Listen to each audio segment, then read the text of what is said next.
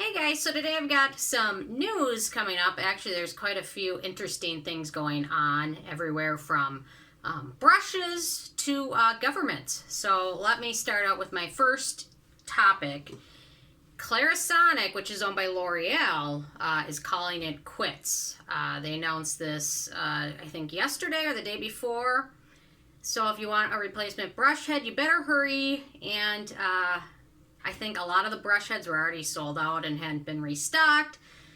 So if you want a replacement brush head, it's going to be problematic. They're selling everything for half off on their website and through like their partners like Sephora and Ulta. And if you can get your replacement brush heads, that's great. They're half off. Definitely pick them up. I would not recommend buying a new handset though. So L'Oreal basically announced that they want to focus on other branches of their brand and other devices and other products. But it kind of ticks me off because in my opinion, when you make something like this, like I got this I think in 2015, 5 years ago, but I don't know, you kind of take a responsibility for like continuing to manufacture the replacement parts. I just think that's crummy in my opinion.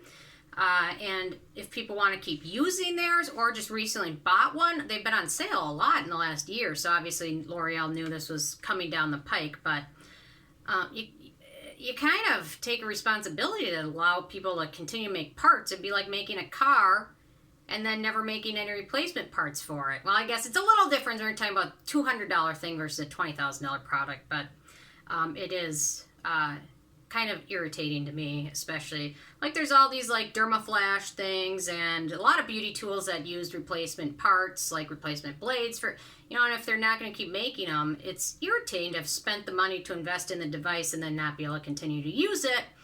And a bigger thing is there are like knockoff brands that sell replacement heads that will fit on this.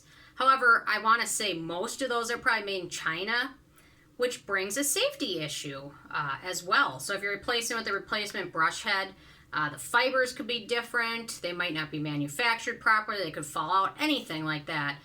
So L'Oreal is kind of, in my opinion, potentially causing some serious issues. I know recently a lot of toothbrushes, for fake toothbrush heads for the Sonicare toothbrushes. Oh, they look so cute together, don't they?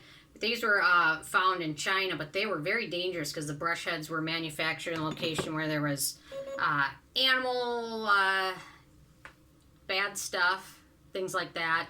And the brushes, the actual fibers on the brush were very coarse and could have been very dangerous. And I'm sure some of those have already made their way onto the market and you don't even know. But anyway, it is a pet peeve of mine. I hate when companies do that stuff. Or at least manufacture the brush heads for like 5 years so people that just bought one can at least use them. But anyway, leave your thoughts. Do you own a Clarisonic? And what are you going to do? So anyway, okay, so another exciting, Fenty Beauty is going to launch a skincare line. And in fact, the skincare line is going to be out this month. July 31st is the official release date. And like when Fenty initially came out, it's kind of hush-hush. You don't really know what's coming out really and what the ingredients are yet. It sounds like there's going to be a cleanser, moisturizer, and a serum. I just hope it doesn't end up like Wishful from Huda. I don't know. All that stuff is just full of fragrance. So we'll see if Fenty Beauty can make some great skincare that doesn't include tons of fragrance. And apparently the skin line is going to be for all genders. So there's not going to be a men's line and women's line. It's going to be for everybody, which is nice, which is what skincare should be. Okay, another interesting little story. Morphe is cutting their ties with Jeffree Star. They've worked with him for about 5 years in a partnership, and if you've ever been to a Morphe store, there's one in the Mall of America. I think half that store is Jeffree Star products. So it'll be interesting to see what they do with all that empty space, or maybe they'll find someone else to collaborate with. I don't know. They finally got pressured enough to cut their ties because of a lot of negative things he's said and done in the past. So they made their money on him, obviously, in 5 years. So now they're going to be searching for someone else, I guess. And one more thing that I found interesting. So recently, France has done some taxes, duties involving the U.S.